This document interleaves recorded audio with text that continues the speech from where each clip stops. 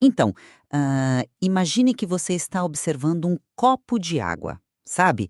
Perfeitamente imóvel sobre uma mesa. Uhum, uma cena bem comum. Exato.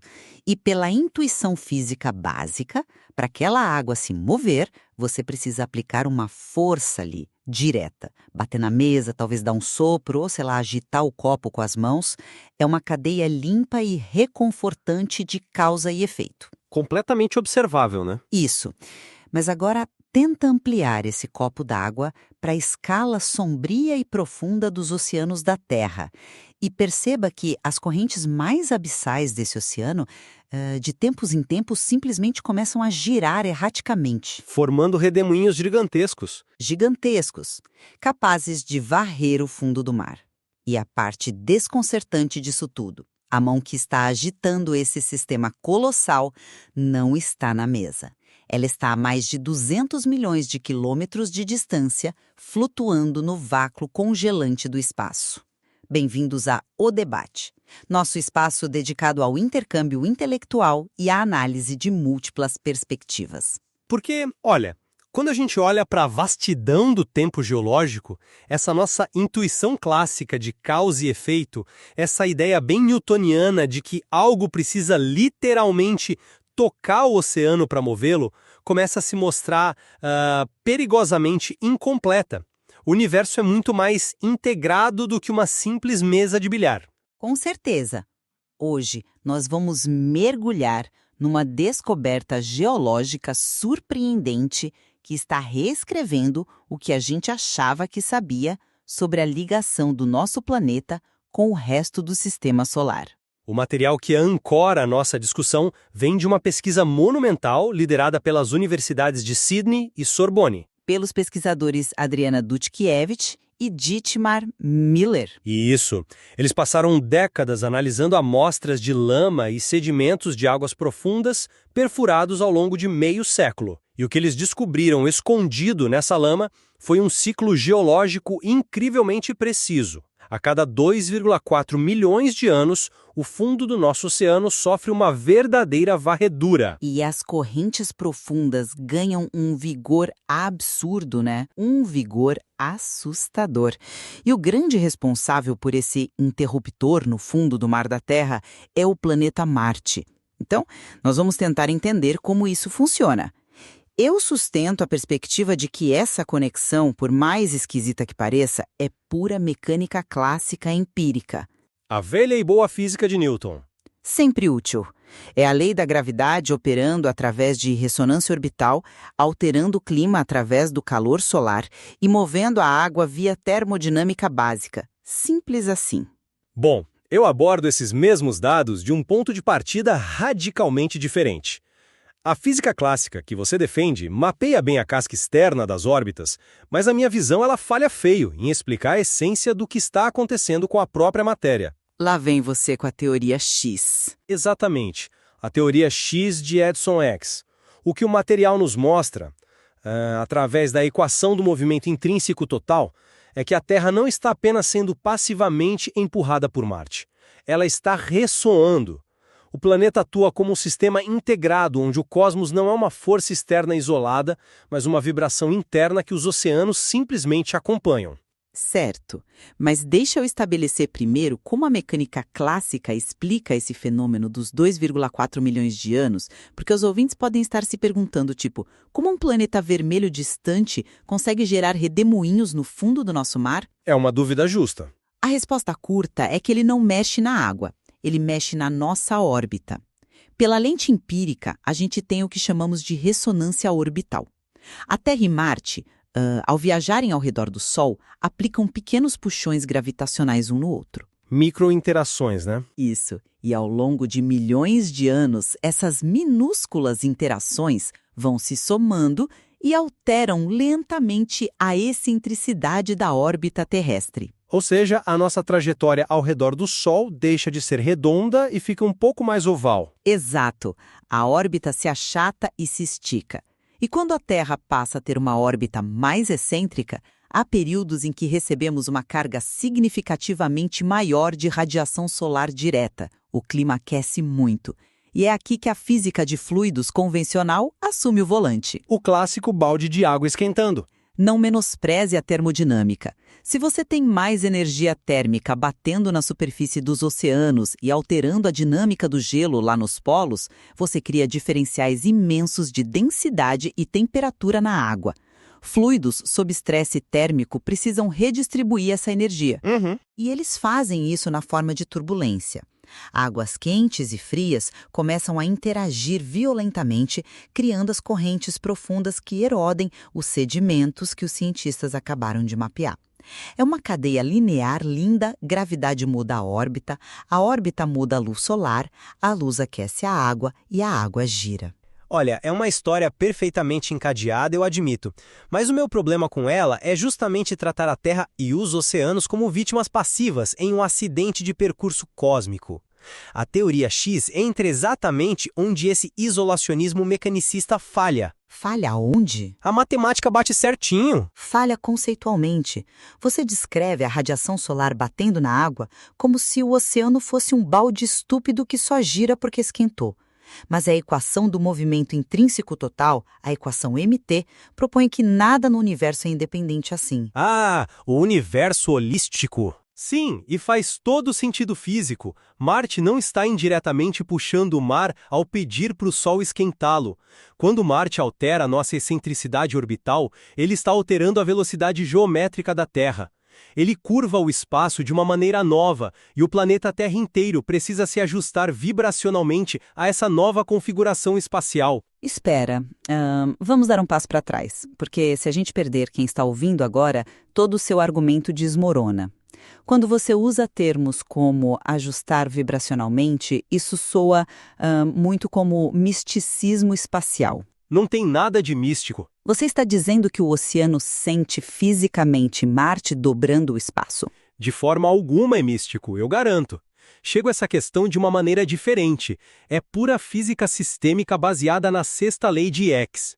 Pense no simples ato de empurrar uma criança num balanço. Certo, o balanço. Se você empurrar no momento errado, o balanço perde força, ele trava.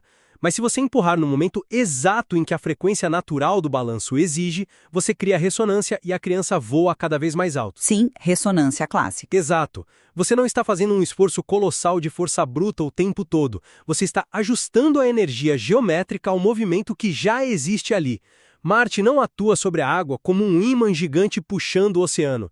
Ele muda o caminho da Terra, o nosso balanço, e a matéria fluida não tem escolha a não ser ressoar com essa nova frequência geométrica para dissipar a energia. Entendo. Mas veja por que eu discordo fundamentalmente da necessidade dessa explicação.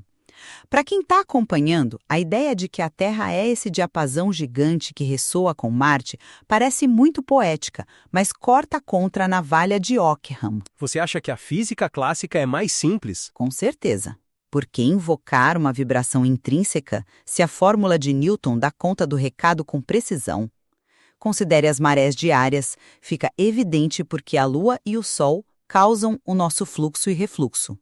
A massa deles e a proximidade exercem uma atração direta na água. Mas Marte está tão absurdamente longe que a atração direta sobre 1 litro de água é nula.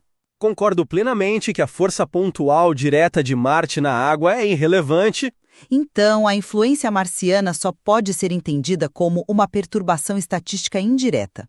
Pense na gravidade de Marte como um ímã incrivelmente fraco posicionado a, 100 quilômetros de distância de uma estrada de ferro. 100 quilômetros é bastante coisa. Pois é, esse ímã não tem força para puxar o trem direto para fora dos trilhos amanhã.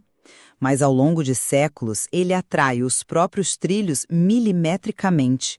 Quando o trem, que somos nós, avança por milhares de anos, ele acaba em um destino climático totalmente diferente, conduzido puramente por radiação e termodinâmica. Por que complicar introduzindo frequências sistêmicas? Porque focar no ímã fraco e no trilho é olhar apenas para a casca do que a natureza está fazendo. Eu não descarto que a luz solar desempenhe um papel, mas a teoria X nos dá um mapa de fluxo profundo dessa energia. E a física clássica não dá? O problema de usar apenas Newton, como X aponta brilhantemente, é que Newton construiu um termômetro excelente. A equação clássica mede maravilhosamente bem a febre, ou seja, a atração externa local. Mas o termômetro não explica o metabolismo do corpo, que gerou a febre em primeiro lugar. Eu diria que a radiação solar explica o metabolismo muito bem. Mas a matemática clássica quer separar tudo em 3 caixas isoladas, sabe? A astronomia estuda a órbita, a climatologia estuda o Sol e a oceanografia estuda o balde girando no fundo. Enes unifica isso. A energia cósmica não bate na porta do oceano e pede licença via raios solares. Ela já faz parte do movimento interno da molécula de água. Olha, isso nos joga direto numa das grandes controvérsias que a pesquisa da Universidade de Sydney levantou. Porque se a gente aceitar a sua premissa de que a Terra é esse organismo sistêmico, supercalibrado, isso obriga a gente a encarar o elefante na sala. Que seria? O que esses redemoinhos abissais estão fazendo de fato pelo planeta agora? Vamos falar do colapso climático contemporâneo, de Aquiles do modelo puramente mecanicista. Olhemos para os dados de sedimentos que os pesquisadores trouxeram à tona. Existe uma coincidência gigantesca aí que, francamente, clama por uma explicação holística.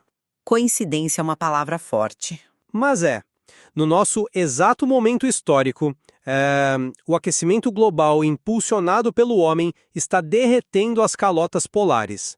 Água doce jorra no oceano e ameaça interromper um sistema vital chamado AMOC, a célula de revolvimento meridional do Atlântico.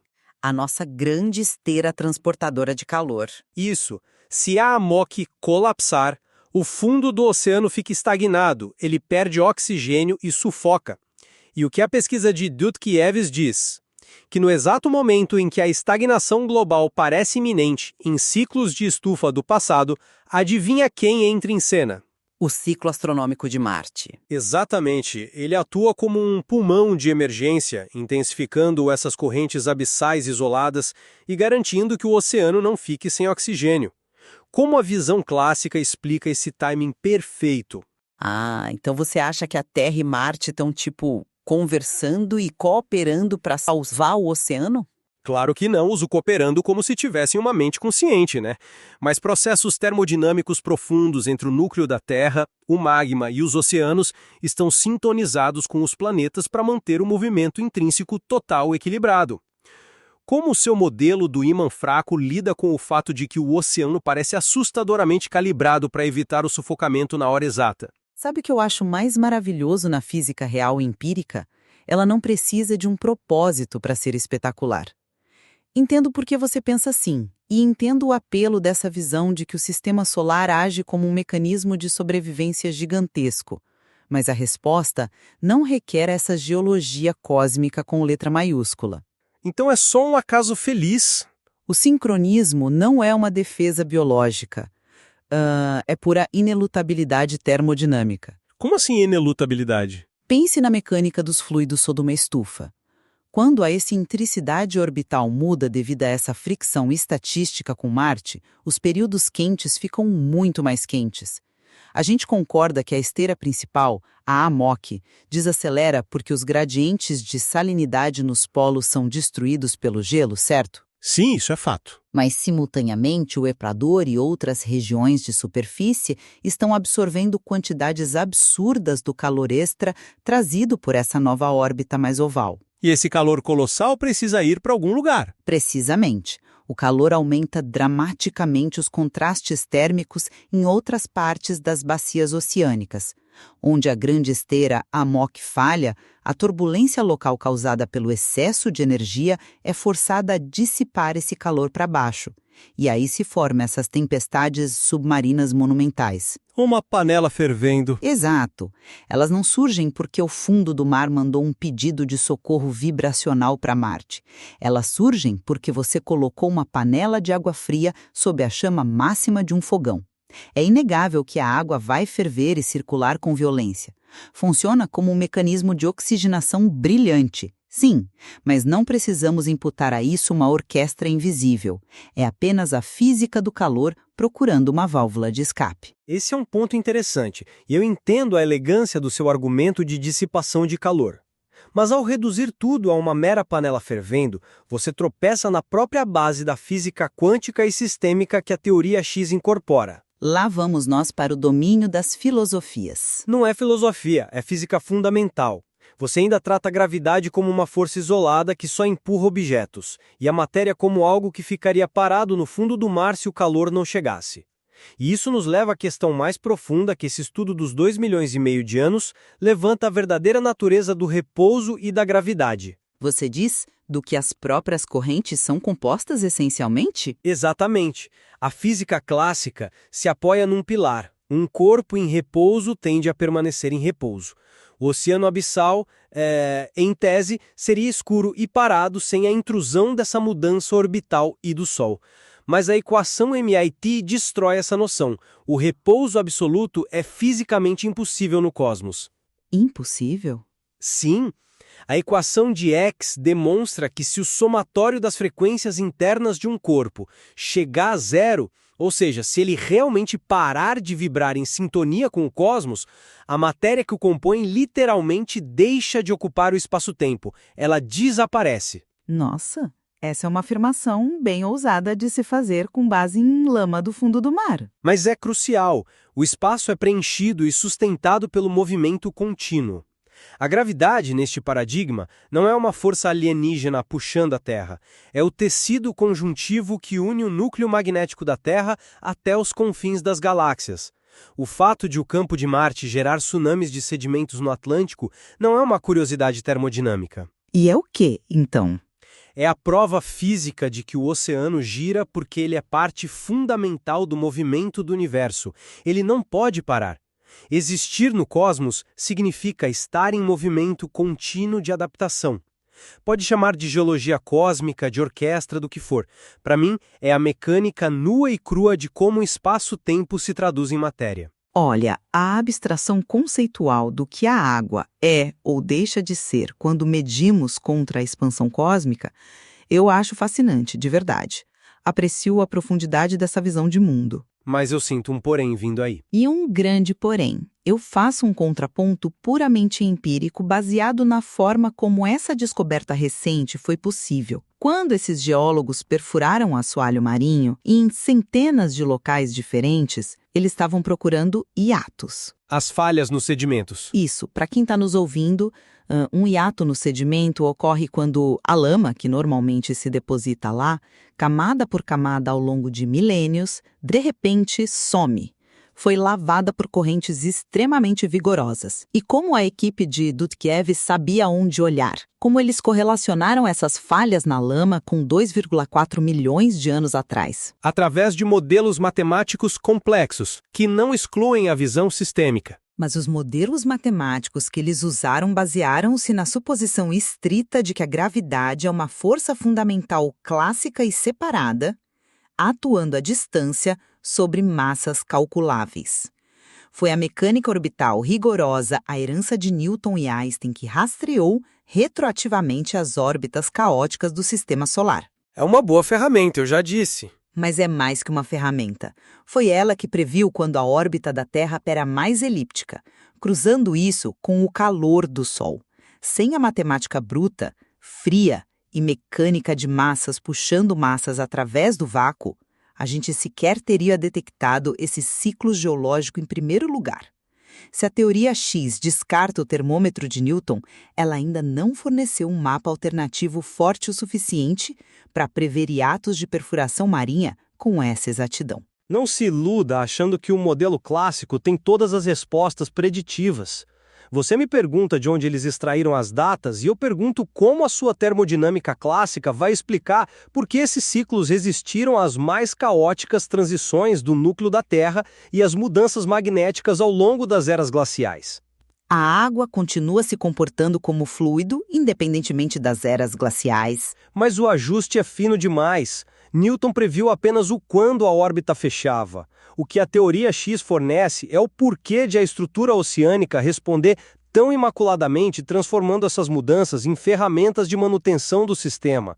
Se ignorarmos que os sistemas ressoam juntos, de dentro para fora, a gente vai continuar sendo ótimo em catalogar o passado do oceano, mas cegos para entender o papel real que essa massa de água tem na teia macrocósmica. E é exatamente nesse atrito de abordagens que as coisas ficam muito interessantes. Mas, à medida que a gente encaminha o encerramento da nossa discussão, a minha defesa permanece na imensa capacidade explicativa da ciência observacional clássica. Respeito à coerência da sua posição. O que a equipe da Universidade de Sydney nos entregou foi a comprovação de que não existem sistemas terrestres imunes à mecânica do céu. Mas a beleza inegável disso é que a ligação é palpável e mensurável. Você tem forças gravitacionais cruzando milhões de quilômetros de vácuo mudo, lentamente dobrando o caminho que a Terra percorre. O Sol dispara seu calor, a termodinâmica obriga a água a entrar em guerra, e o atrito gigantesco varre a lama no fundo mais escuro do planeta. Não precisamos abandonar a intuição de causa e efeito, só precisamos ter a humildade de expandir a nossa escala de tempo. É uma narrativa bonita, e eu aceito a beleza dessa sua cadeia causal. Mas mantenho firme a convicção de que ela é apenas a manifestação superficial de um modelo infinitamente maior. A teoria X de X prova que o isolamento mecânico é a grande ilusão da ciência moderna. O planeta não é um sistema fechado recebendo solavancos passivamente. É a corda do instrumento. Sim, a Terra é uma corda tensionada numa orquestra infinita. A nossa água ressoa e molda os seus ciclos profundos, porque a matéria, a gravidade e o movimento nunca estão separados. O oceano não reage mecanicamente a Marte. Ambos dançam sobre a mesma lei imperativa de manter o universo em expansão dinâmica. Bom, se há um território onde não temos como não concordar hoje, depois de exprimir tudo isso, é que os nossos velhos livros escolares sobre as marés são quase cômicos de tão simples, né? A ideia de que o mar só se move porque a lua puxa a água de um lado para o outro é, assim, apenas o verniz mais fino de como a vizinhança cósmica realmente dita as regras do nosso clima. Totalmente de acordo. Pelo menos nisso, ambos os lados desse debate têm certeza absoluta. As nossas correntes mais remotas são fios tecidos pela própria galáxia. A gente está apenas começando a raspar a lama do fundo e tentar entender de verdade esses movimentos. O que ilustra uma transição fantástica da ciência. Passamos de enxergar o cosmos como pedras rolando num salão vazio para aceitar que as águas que mantêm o nosso mundo vivo respondem a ciclos absurdamente vastos de tempo cósmico. Se esses redemoinhos são o resultado de forças newtonianas clássicas cegas, mitigando desastres pela fricção, ou se são a própria essência da matéria ressoando com a pulsação do sistema solar, bem, essa é a fronteira que a ciência agora tenta atravessar. Então, da próxima vez que você observar a superfície imóvel de um copo de água, lembre-se, mesmo que não haja uma mão na mesa o empurrando, a água dentro dele pertence a um sistema que nunca, em 2,4 milhões de anos, esteve verdadeiramente em repouso. Ficamos por aqui hoje.